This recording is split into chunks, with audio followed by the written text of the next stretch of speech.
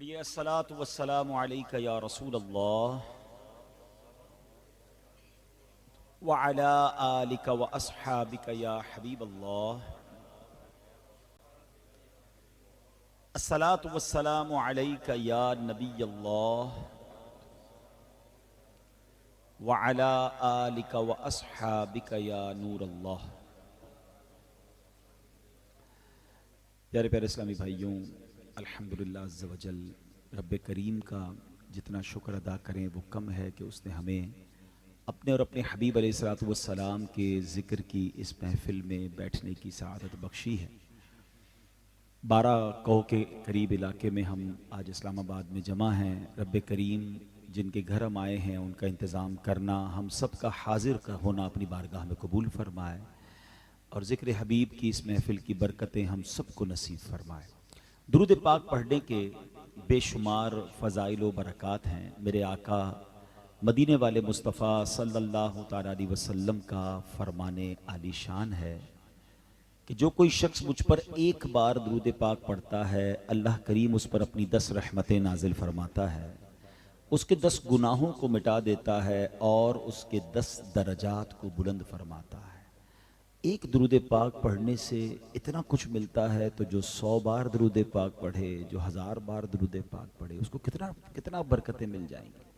ہم میں سے ہر کسی کے ساتھ کوئی نہ کوئی پرابلم، کوئی نہ کوئی مشکل چل رہی ہوتی ہے. زندگی نام ہی اسی کا ہے. وہ کہتے ہیں نا، زندگی کی گاڑی مسائل کے پہیوں پر ہی چلتی ہے، مگر نبی پاک نے پرابلمز کے سولوشن بڑے پیارے عطا فرمائے. نبی پاک فرماتے ہیں جس کا مضمون ہے کہ جس شخص پر مصیبتیں اور پریشانیاں ہوں اور وہ چاہتا ہے کہ مصیبتیں اور پریشانیاں دور ہو جائیں تو مجھ پر کثرت سے درود پڑھے کہ درود پاک مصیبتوں اور پریشانیوں کو لے جاتا ہے. تو اگر میں اور آپ چاہتے ہیں کہ مصیبتیں پریشانیاں دور ہو جائیں تو ہم درود پاک کی کثرت کرتے رہا کریں. محبت کے ساتھ باآواز بلند درود پاک پڑھ لیجئے. صلو علی الحبیب صلی اللہ تعالی علی محمد صلی اللہ علیہ وسلم. امام محمد بن محمد غزالی علیہ رحمۃ اللہ الوالی نے اپنی بڑی پیاری کتاب مکاشفۃ القلوب میں یہ واقعہ نقل کیا ہے جو میں آپ کو سنانے جا رہا ہوں. اس سے انشاءاللہ ہمیں بہت کچھ سیکھنے کو ملے گا کہ ایک آدمی نے ایک غلام خریدا. پہلے کے زمانے میں، آج تو ہم ملازم رکھ لیتے ہیں، اس زمانے میں غلام خریدے جاتے تھے، اس کی خرید و فروخت ہوتی تھی. تو ایک غلام خریدا. غلام کہتا ہے حضور آپ خرید تو رہے ہیں مگر میری 3 شرطیں ہیں.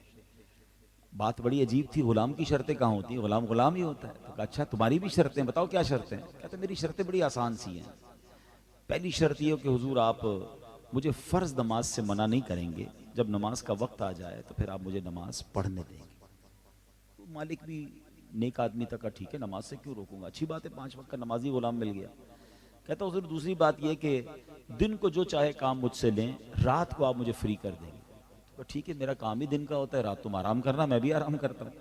کہ تیسری حضور گزارش یہ کہ اپنے گھر میں کوئی ایک کمرہ مجھے الگ دے دیجئے گا تاکہ میں وہاں اپنی زندگی گزاروں. کہ یہ بھی ٹھیک ہے، تمہارے لیے کمرہ میں نے سوچا ہوا ہے. گھر لا کر اس نے کہا کہ جاؤ پورے گھر میں کون سا کمرہ چاہیے لے لو. اب غلام گیا اور جو سٹور روم ہوتا ہے جس میں کاٹ کباڑ پڑا تھا وہ اس نے وہی روم پسند کیا کہ یہ ٹھیک ہے. کہ ایسا کمرہ کیوں لیا، اس میں تو بہت زیادہ کوئی خوبصورت بھی نہیں، عجیب سا کمرہ ہے. تو بڑا کمال کا جواب دیا کہ اے میرے آقا کیا آپ نہیں جانتے کہ ٹوٹا پھوٹا کمرہ بھی اللہ کی یاد اور اس کے ذکر کی برکت سے باغ بن جاتا ہے. آقا نے ہو سکتا ہے سوچا ہے غلام کچھ عجیب سی باتیں کرنے والا ہے، کچھ انوکھی سی باتیں کرنے والا. بہرحال دن میں کام کرتا، رات اپنے کمرے میں چلا جاتا. ایک دن آقا اپنے گھر میں چہل قدمی کرتا ہوا اس غلام کے کمرے کے پاس پہنچا تو بڑا عجیب منظر دیکھا کہ دروازہ کھلا ہوا ہے، غلام سجدے میں ہے، اللہ کی یاد میں آنسو بہا رہا ہے اور اللہ سے عرض کرتا ہے کہ میرے مولا دن میں آقا کی غلامی ہے، رات تیری عبادت کرتا ہوں. مولا اگر دن میں بھی میرا کوئی کام نہ ہوتا تو دن بھی تیری عبادت کرتا، رات بھی تیری عبادت کرتا. اچھا، اور آقا نے یہ بھی دیکھا کہ اس کمرے کا چھت کھلی ہوئی ہے اور آسمان سے گویا نور کی برسات ہو رہی ہے، قندیل نما ایک پورا منظر بنا ہوا ہے. بادشاہ جو آقا تھا بڑا حیران ہوا کہ یہ غلام تو کوئی بڑی چیز ہے. اگلی رات ہوئی تو اپنی زوجہ کو ساتھ لیا کہ چلو تمہیں ایک منظر دکھاتا ہوں. دونوں میاں بیوی آئے تو دیکھا وہی غلام، وہی سجدہ، وہی دعائیں، وہی آسمان سے نور کی بارش. اب میاں بیوی دونوں بھی روتے رہے، اپنے غلام کی اللہ سے جو باتیں تھیں وہ سنتے رہے. صبح ہوئی تو غلام کو بلایا اور کہا کہ ہم نے رات منظر دیکھ لیا ہے، تم یہی چاہتے ہو نا کہ تمہارا دن بھی فارغ ہو جائے تاکہ تم دن بھی اللہ کی عبادت کرو، تو جاؤ ہم نے اللہ کی رضا کے لیے تمہیں آزاد کر دیا، جاؤ اللہ کی عبادت دن میں بھی کرو اور رات میں بھی کرو۔ لیکن وہ غلام عجیب ہی تھا، اس کی مینٹل لیول ہی الگ تھا۔ اب وہ اللہ کی بارگاہ میں آقا نے جب، حالانکہ غلام کے لیے تو سب سے بڑا انعام ہی ہے نا کہ اسے آزاد کر دیا جائے، مگر وہ غلام جب اس کو آزاد کیا گیا تو اللہ کی بارگاہ میں عجیب عجیب قسم کی فریاد کی، کہتا یا سری ان السر قد ظہرا، اے صاحب راز، راز تو کھل گیا، اب راز تو باقی نہ رہا، ولا ارید حیاتی بعد مشتہرا، اے اللہ اب میں جینا نہیں چاہتا، میرا راز کھل گیا ہے، یہ تو تیرے میری باتیں تھیں نا، میری دعائیں تھیں، میری التجائیں تھیں، میں تیری بارگاہ میں اکیلے باتیں کرتا تھا، اب تو ان کو پتہ چل گیا، اب میں جینا نہیں چاہتا۔ اب اس غلام نے جب یہ کہا تو اس کی روح زمین پر گرتا ہے، اسی وقت اس کی روح جسم سے پرواز کر جاتی ہے، رحمت اللہ تعالی علیہ۔ یہ غلام دراصل آقا تھا، یہ غلام دراصل اللہ والا تھا، مگر اس ایک واقعے میں بہت سارا سبق ہے کہ وہ غلام ہو کر راتیں عبادت میں گزارتا، وہ غلام ہو کر ذکر الہی کی لذتیں اٹھاتا، مگر آج اللہ نے مجھے اور آپ کو آزاد بنایا ہے، مگر ہم پورے دن میں کتنا اللہ کو یاد کرتے ہیں؟ کیا ہم اللہ کی بارگاہ میں اس طرح سجدہ ریز ہوتے ہیں؟ کیا ہم اپنے رب سے باتیں کرتے ہیں؟ ویسے میں آپ کو ایک مشورہ بھی دیتا ہوں، کچھ باتیں ایسی ہونی چاہیے جو آپ جانیں، آپ کا رب جانے، یہ اللہ اور آپ کا راز ہونا چاہیے، آپ کی اور اللہ کی باتیں ہونی چاہیے، کچھ اور نہیں ہونا چاہیے۔ مگر آج ہمارا حال کیا ہے کہ ہمارا رب سے تو شاید کنیکشن ویسا نہیں ہے، اپنی پرابلمز، اپنی مشکلیں، اپنی پریشانیاں سب کو بتاتے ہیں، مگر رب کو نہیں بتاتے، سب کے پاس جاتے ہیں، اللہ کے پاس نہیں جاتے، حالانکہ رب فرماتا ہے ادعونی استجب لکم، مانگو میں تمہیں عطا کروں گا۔ اب مجھے ایک بات کا جواب دینا، مشکلوں کا حل کس کے پاس ہے؟ بیماری کی شفا کس کے پاس ہے؟ روزی میں برکت کون دے سکتا ہے؟ میرے غموں کو خوشیوں میں بدل کون سکتا ہے؟ وہ رب بدل سکتا ہے، مگر ہم اپنی ان تمام پرابلمز کے ہوتے ہوئے اللہ سے باتیں نہیں کرتے۔ اللہ کی ہمارا تو حال یہ ہے کہ مسجد میں نماز پڑھنے جائیں، دعا ہوتی، دعا سے پہلے مسجد چھوڑ کے چلے جائیں، دعا کیا ہے؟ اللہ سے باتیں ہی تو ہیں۔ اجتماعی دعا بھی کیا کریں، تنہائی میں بھی دعا کیا کریں، اور جب آپ اکیلے میں اللہ سے باتیں کرتے ہیں نا، آئے ہائے، اس کا لطف ہی اور ہے۔ جب اللہ سے بندہ کہتا ہے نا مولا پھنس گیا ہوں، پریشان ہوں، بیمار ہوں، قرضے میں ہوں، نہیں ہو رہا مولا مسئلہ حل، بندہ تیرا ہوں، تجھے نہ پکاروں تو کسے پکاروں، رو رو کر، آنسو بہا کر، تہجد پڑھ کے، جانماز بچھا کر، اس کا ذکر کر کے جب ہاتھ اٹھتا ہے تو وہ کنیکشن ہی اور ہے نا۔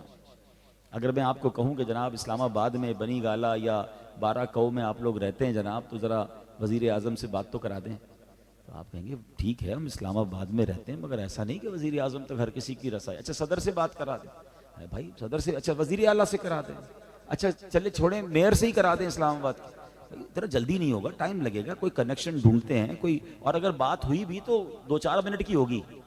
مثال دی ہے میں نے، مجھے نہیں کر رہی بات کسی سے، میں آپ کو مثال کے طور سمجھا رہا ہوں کہ آج کل دنیا کے کسی بڑی شخصیت سے بات کرنا مشکل، اپوائنٹمنٹ، ٹائم لمٹ، سورس، مگر جس نے کائنات بنائی ہے اس سے بات کرنا، نو اپوائنٹمنٹ، نو ٹائم لمٹ، کوئی انتظار نہیں، ہاتھ اٹھائیں اللہ سے باتیں کرنا شروع کر دیں۔ بلکہ دعا کے لیے ہاتھ اٹھانا بھی ضروری نہیں ہے، اٹھانا سنت ضرور ہے، اگر کوئی دعا کے لیے ہاتھ نہیں بھی اٹھاتا نا، وہ دل میں بات کرے اللہ سے، وہ دلوں کے حال بھی جانتا ہے، اس سے بات کرنے کے لیے ترجمہ کرنے والا کوئی نہیں چاہیے، نو مترجم، no translator required, no secretary required, no appointment required, there is no time limit، جتنی بات کرنی ہے اللہ سے کرو، مگر اللہ سے ہی بات کرنے کا ٹائم نہیں، حالانکہ سب مشکلوں کا حل اس کے پاس ہے۔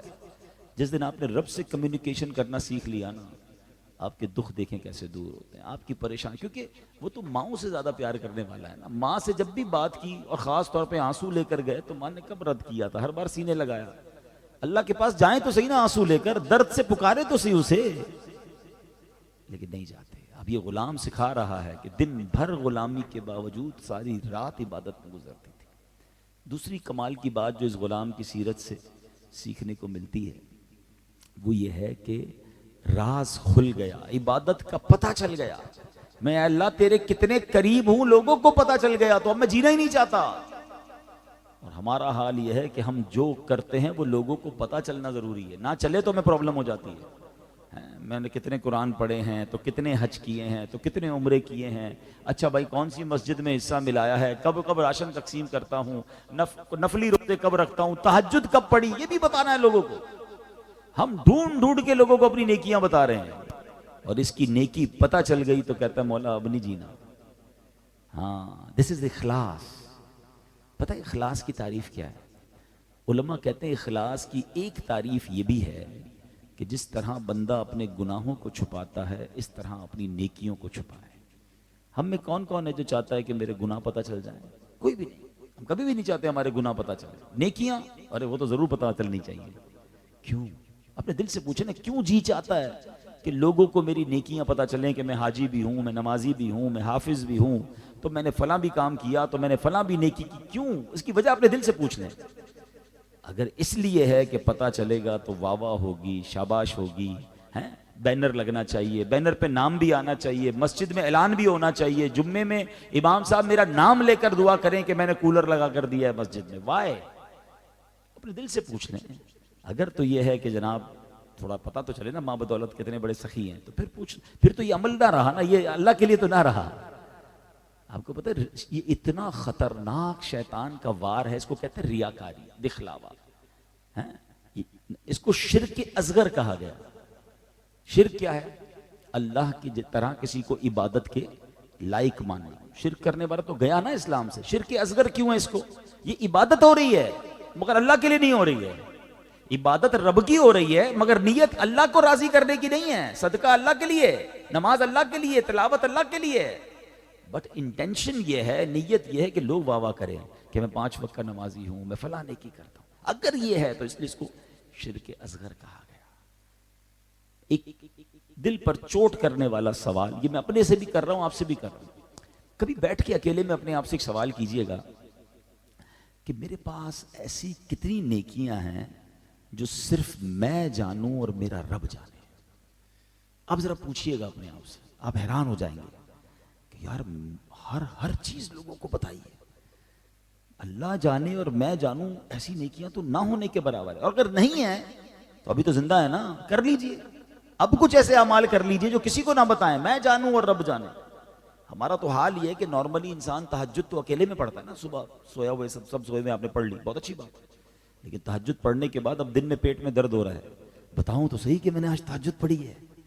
بھائی یار بہت تھکا ہوا ہوں. اچھا خیریت, کیوں تھکے ہوئے ہیں؟ وہ میں تہجد سے اٹھ جاتا ہوں نا. اچھا ماشاءاللہ آپ تہجد بھی پڑھتے ہیں. بس وہ تھوڑی پنجابی میں کہتے ہیں دل وچ ٹھنڈ پہ گئے, اینو پتہ چل گیا کہ اسی تہجد گزار ہیں. اینو تو پتہ چل گیا مگر تھوڑا عمل ڈیلیٹ ہو گیا. اللہ کے لیے تو نہ ہوا نا. تو کچھ تو ایسا کریں کہ میں جانوں میرا رب جانے.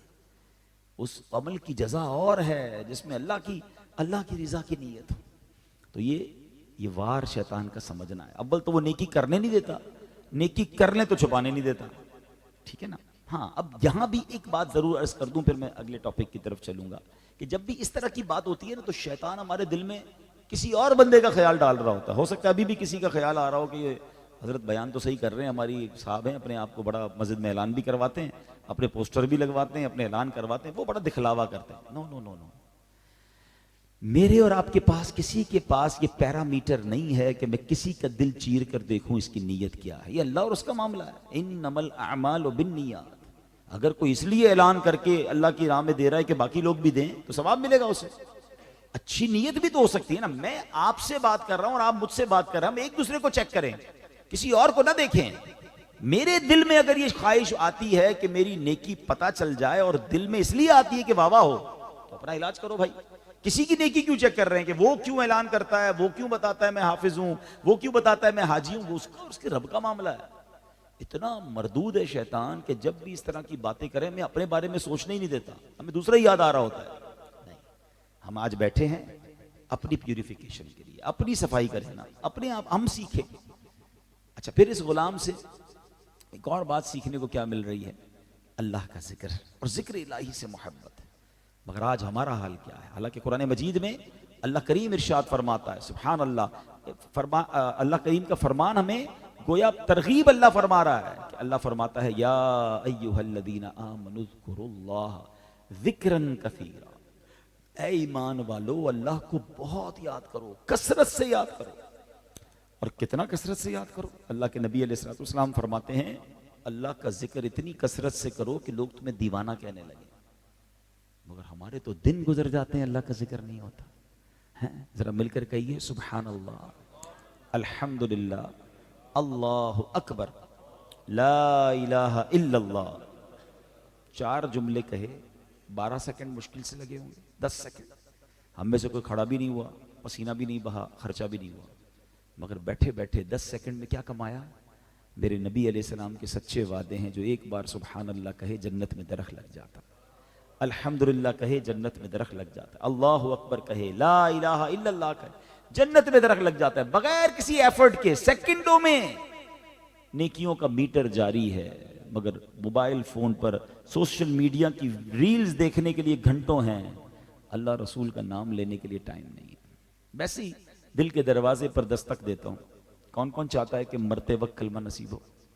سارے چاہتے ہیں، سبحان اللہ، بالکل چاہنا بھی چاہیے۔ حدیث ہے کہ جس کی زبان پر آخری کلام لا الہ الا اللہ ہوگا دخل الجنہ، وہ جنت میں جائے گا۔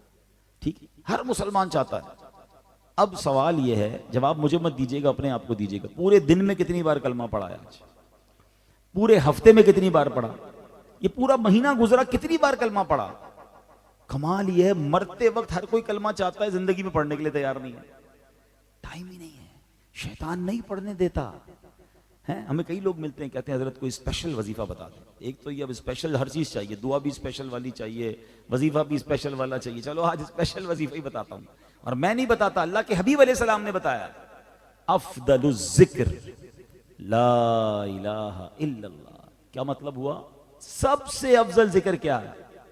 لا الہ الا اللہ۔ نہیں پڑھتے، مرتے وقت چاہتے ہو کلمہ نصیب ہو۔ علماء کہتے ہیں جس کی زبان دنیا میں کلمے کی عادی ہوگی نا، اس کو مرتے وقت بھی کلمہ نصیب ہو جائے گا۔ عادی تو بناؤ نا، سکرات کا وقت ہوگا، موت کی سختی ہوگی، زبان پر کلمہ کیسے آئے گا جب پورے دن، پورے مہینے، پورے سال میں نہیں پڑھتے؟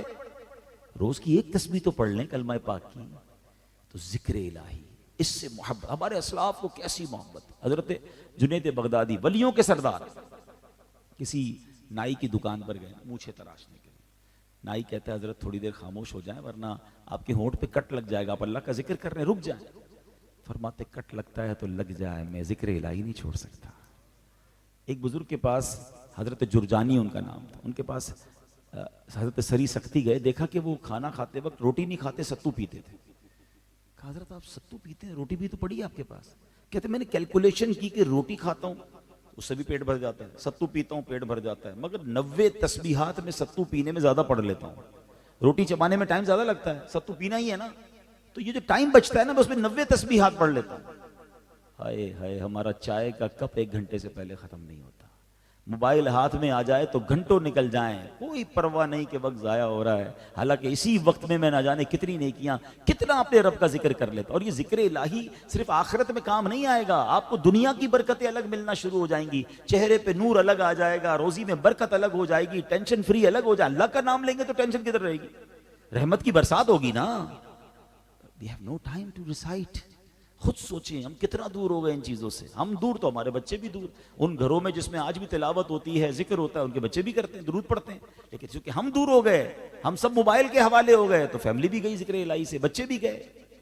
نہ کریں ایسا، آج یہ نیت کریں کہ انشاءاللہ ہم اللہ کے ذکر سے اپنی زبان کو تر رکھیں گے۔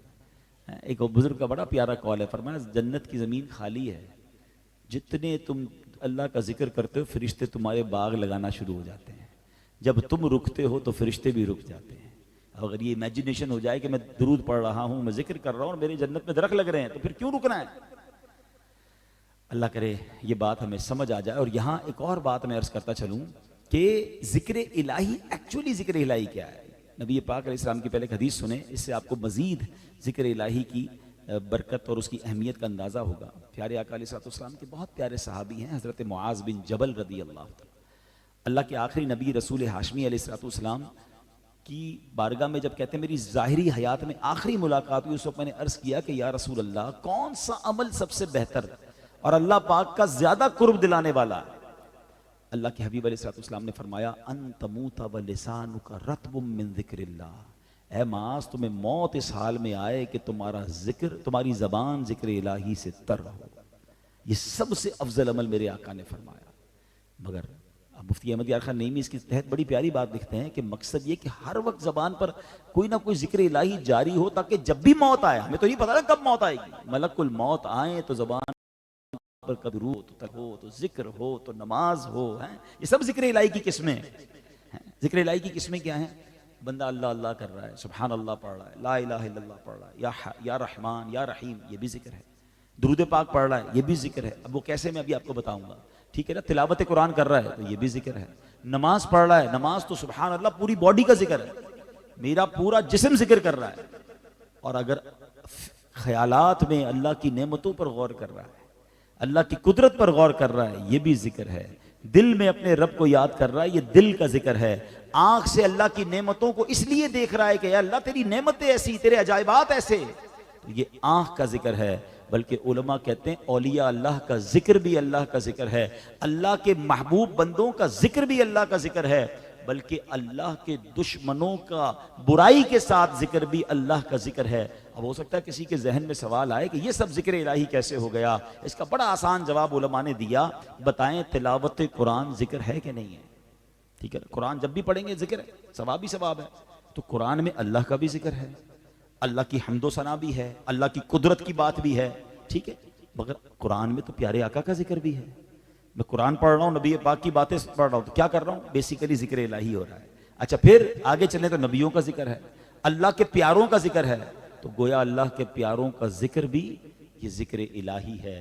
اور قرآن میں اللہ کے دشمنوں کا بھی ذکر ہے، پچھلی قوموں پر آنے والے عذابات کا بھی ذکر ہے۔ اب میں تلاوت کر رہا ہوں اور سورہ بنی اسرائیل چل رہی ہے، اور بنی اسرائیل کا آنے والے عذابوں کا ذکر ہے۔ میں نے اللہ کا نام تو لیا ہی نہیں، میں تو عذاب کی بات کر رہا ہوں، مگر یہ بھی اس لیے ذکر ہے کہ اللہ کے دشمن ہوتے ہیں وہ کیسے برباد کر دیے جاتے ہیں، تو یہ فکر آخرت ہے، یہ عبرت ہے، اور یہ بھی ذکر ہے۔ تو سبحان اللہ، ذکر کی قسمیں ہیں۔ اس وقت آپ میرا بیان سن رہے ہیں، یہ بھی ذکر ہے، میں بیان کر رہا ہوں، اللہ قبول فرمائے، یہ بھی ذکر ہے۔ اور یہ ذکر کی محافل، یہ ذکر کے اجتماعات، یہ بڑے کمال کے ہوتے ہیں۔ سبحان اللہ، آخری حدیث سنا کر چونکہ ابھی اگلے اجتماع میں بھی جانا ہے، آپ کو اور لطف آ جائے گا کہ اس طرح کی محفلیں جو ہیں وہ ہمارے لیے کتنی بڑی سعادت ہوتی ہیں۔ حدیث پاک میں آتا ہے جس کا مضمون ہے کہ جب بندے مل کر اللہ کا کہیں ذکر کرتے ہیں نا، تو وہاں فرشتے اس محفل کو، اس مجلس کو اپنے پروں سے ڈھانپ لیتے ہیں۔